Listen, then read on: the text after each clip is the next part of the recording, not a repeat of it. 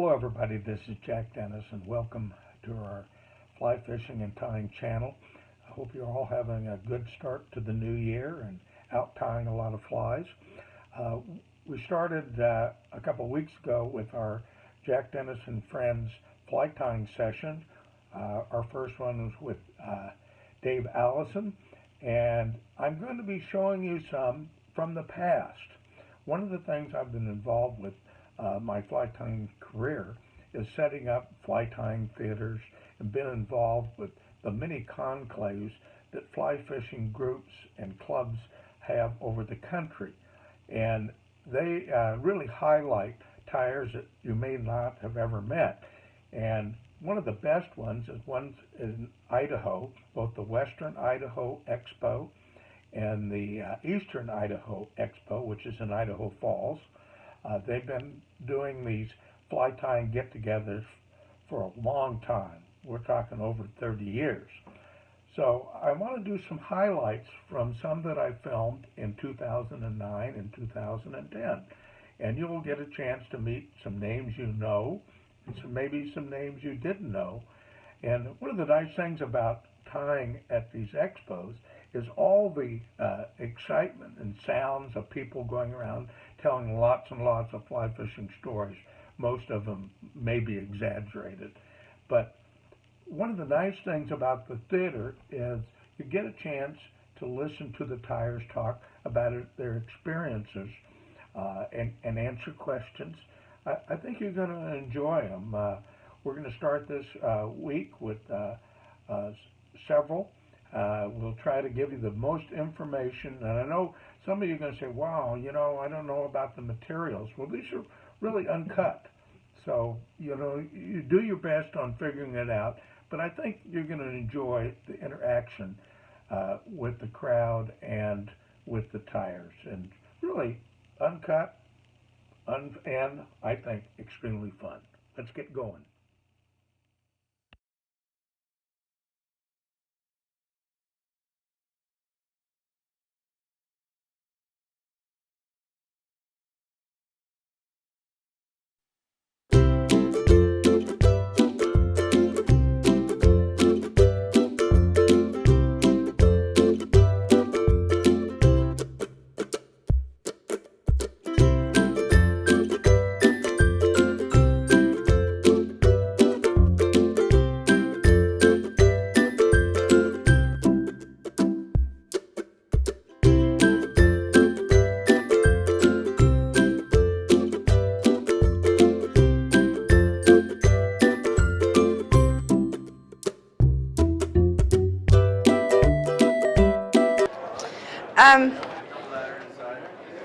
Everybody knows my name's Leslie. I decided what I was going to do today is just tie three or four of my personal favorite patterns that I like to fish with. So what we're going to start with is a really simple midge pattern. It's called our CDC Transitional Midge. This is a really fun fly to fish with. A little bit difficult to see sometimes, but it is a really, really great pattern. So what we're going to do is we're going to start out, get my thread and my bobbin here. This fly typically, you're going to see about a size, probably about the biggest you're going to see it is probably about a size 20. We tie it all the way down to a size 24, but as everybody knows, midges can go all the way down to 26 and smaller. So, all right, for demonstration purposes today, I'm going to be tying this fly on a size 16, and like I said, this is just so you guys can see it. So what I'm going to do is I'm going to start just behind the eye of my hook, and I'm just going to cover the hook shank with thread. No particular, just get the thread on the hook shank. This is kind of a fun fly to tie. I'm sure any of you that tie with necks instead of the saddles, you get a lot of those little tiny micro hackles on the neck part of your cape. And on the very bottom, you're going to get these, you're going to find these little tiny hackles. So what we're going to do is we're actually going to incorporate this, and we're going to use this little tiny hackle tip as our tail on our midge. I like to tell people in general to use your hook shank as your measuring device. This is going to ensure that your tail, your wing, etc. is going to be as it would normally be. So what we're going to do is we're going to start with this hackle tip, and I'm going to measure it on my hook shank. And when I'm talking about the hook shank, I'm talking just behind the eye of the hook, just back to where the hook, just before the hook starts to bend. So I'm going to take this hackle tip and I'm going to tie it in just before that bend. And what I like to do when I'm tying pretty much any type of tail in, I like to bring my thread back, and I like to come just back to where that hook starts to bend down, and I'm going to make one wrap under that tail. And what that does, it does two things. It's going to bring the tail up level with the hook shank, and on many of the other patterns that we tie when we actually have the tail fibers, it's also going to help give the tail that natural splay. Thank you. Just going to cut off the butt of my hackle. Now we're going to take 2 CDC feathers. Anybody that's watched me tie or taken any of my workshops or my classes know that pretty much most of the flies that I do tie are CDC. Done with CDC. A lot of people kind of have a fear of working with CDC because the feathers appear to be just really light and really flimsy. Don't be scared to work with it because it's very sturdy as long as it's treated well after you fish it. It's going to last you a long, long time. And I know from experience, my father, my son, a lot of us have flies in our boxes that we fished for 2 and 3 seasons with, as long as the CDC is treated. So what I'm going to do is I'm going to take these feathers, and I'm going to take 2. This is light done. You can also tie these flies with a medium done or a darker wing to help with visibility and stuff. But what I'm going to do right now is I'm going to take 2 CDC feathers, and all I'm going to do is spoon them on top of each other. I like to put the best feather on the bottom. So when I do bring this wing case over, can you guys see? If you can't see, just remind me. All right, I've spooned my feathers together. I've evened up my tips. I'm going to start from about the middle of the feather, and I'm going to pull all those fibers into the tip, and I'm going to pinch. Now I'm going to switch these feathers into my left hand, and I'm just going to secure these right on top of my tail tie down. And what I like to do, rather than positioning my wing case right immediately, I like to tie it in a little further back and then actually pull it into position.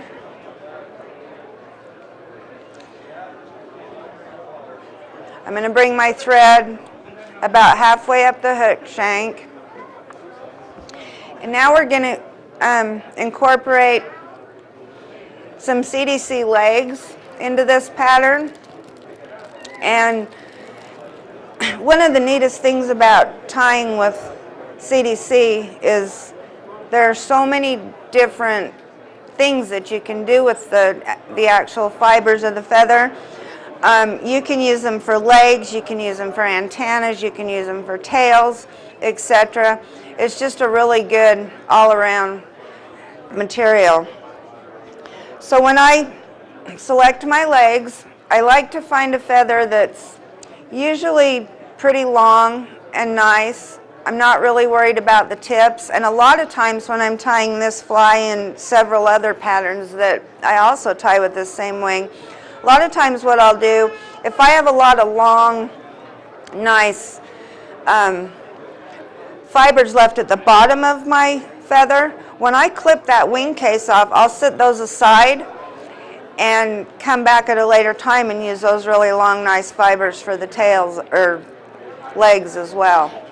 So what I'm going to do is I'm just going to strip out all these little short, uneven fibers, and I'm going to take probably about 1/4 of one side of those fibers, and they pull off really easily, so you don't have to worry about struggling with them. And as you see, I've just pulled those straight off of the stem of the feather. Now, what we like to do anytime we're using CDC for legs on our fly is we actually like to use the butts of the CDC for our legs. And the reason that we like to do this is because it's a little bit more heavy, a little bit more durable, and it also helps to keep the legs in place when you tie them back and anchor them down. So what I'm going to do, I've got the butts of my legs, again, that I'm going to use for, or the butts of my CDC, excuse me, that I'm going to use for my legs. And all I'm going to do is I'm just going to cut these little curls off. And that's just the little from the stem of the hook. And I'm just going to even up these fibers. A lot of people like to, when they're tying their legs in, a lot of people, or you'll see a lot of people tie them so they're actually positioning them, putting them right in, you know, angling or putting them towards the back of the hook or wherever. What we like to do is we actually like to extend our legs, tie them in about the middle point of where we want our legs to be. Now we're trimming out the tips.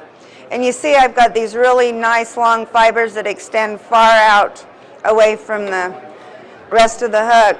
And you're going to see in just a minute what I mean by, if you extend these out forward, once you tie them back and anchor them up against the body of your fly, they're going to stay where where you tied them. They're not going to be going every other different direction. I'm going to take some of our Harrop Pro dubbing. I don't know if I'm supposed to say that, but I did. This is just a muskrat gray dubbing, and it's just a nice dry fly dubbing. But what I want to do is I'm just going to take, I don't think you can see, really small amounts of dubbing. One of the biggest struggles that most people have when they dub is they have a tendency to want to put too much dubbing on the thread. And you would be surprised just really how small of an amount of dubbing you need to actually tie your fly. What I like to do, as you can see, I dub with my left hand. There's a reason for that, not only because my dad told me when I first started tying flies that I was going to learn to dub with my left hand. Well, needless to say, I learned to dub with my left hand. I start the dubbing at the top of my thread. Once I've got that dubbing just secured on around the hook shank, I come up and I kind of just distribute my dubbing evenly down my thread. And as you can see, I've actually started dubbing in the middle of the fly instead of in the back. The reason for doing this is if you struggle, I not only do it when I'm working close to the eye of my hook, but I also do it anytime that I'm going to be using legs in my fly, or anything that requires a shoulder that I need to mark where I'm tying. All right, as you see, we've tied about half this hook shank with this muskrat gray dubbing, and you see that I've left that little, kind of a little shoulder at the end of the dubbing. So now what we're going to do is we're going to come back to these really long CDC fibers that are extended out the front, and we're just going to take half of them to the inside, and we've got that shoulder, so we're going to anchor,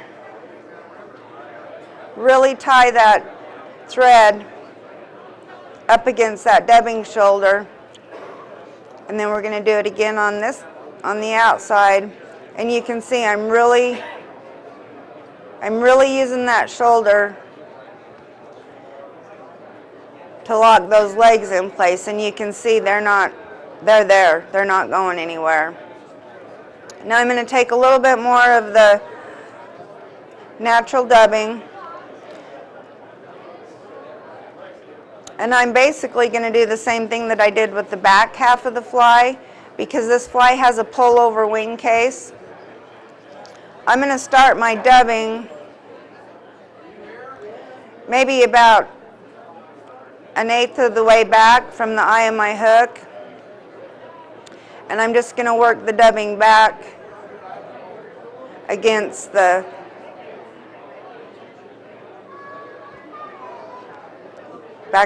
hook. Lost my train of thought for a minute. Okay, as you can see, I need just a little bit more dubbing to finish off the fly. And again, I'm using the same technique. I'm just getting my dubbing started around my thread, and once I get it going, then I'm going to work at distributing it. And if you're watching as I dub and wrap, any of you that tie a lot of flies can see the advantage of learning to dub with your left hand, because you can keep your left hand right here under your vise, right by your thread, and each time you come around, you can tighten that dubbing. And the worst possible thing in the world to make your flies sink, everybody knows, is loose dubbing. So, just a little tip, if you can train yourself to do that, it definitely speeds up your tying. Alright, so what I've done is I've just kind of formed a cone shape with my dubbing. Now I'm going to take these 2 CDC feathers, and this bubble wing is really an easy technique. Anybody that's tied any kind of nymphs or anything with a marabou wing can relate to this. And all I do when I tie my bubble wings is I just lay the 2 feathers down on top, and I just kind of give it just a little push back, and I'm keeping these feathers pinched between my fingers. We don't want a really big bubble on this fly, just kind of a little bit of a bump. I'm going to make 1 wrap to secure my CDC, and then I'm going to make a couple more wraps just to make sure it's anchored where it needs to be. And now I'm going to bring these 2 feathers up, and right against the base of this feather underneath, I'm going to make about 4 or 5 really secure wraps right up tight against the base. And then I'm going to take my whip finisher, and I'm going to whip finish as well, right up really tight against the base of that wing.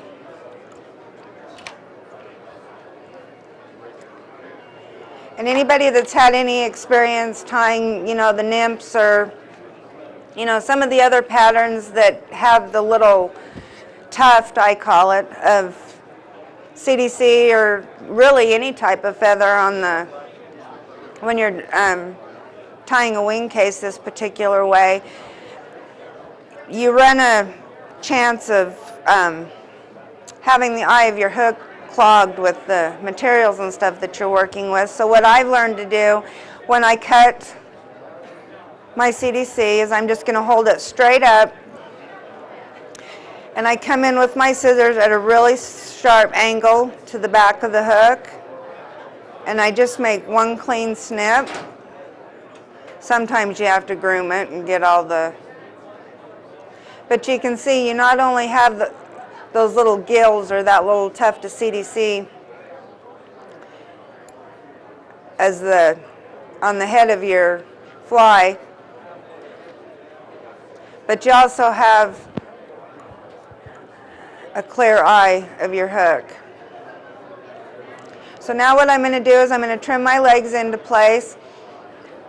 We want these legs to extend just a little ways, not even a little ways, probably right about even with the end of our hook shank.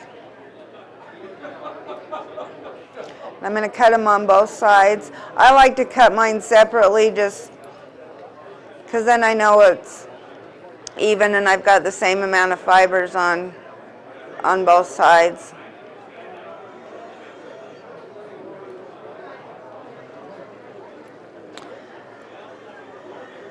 All right, a little bit of head cement.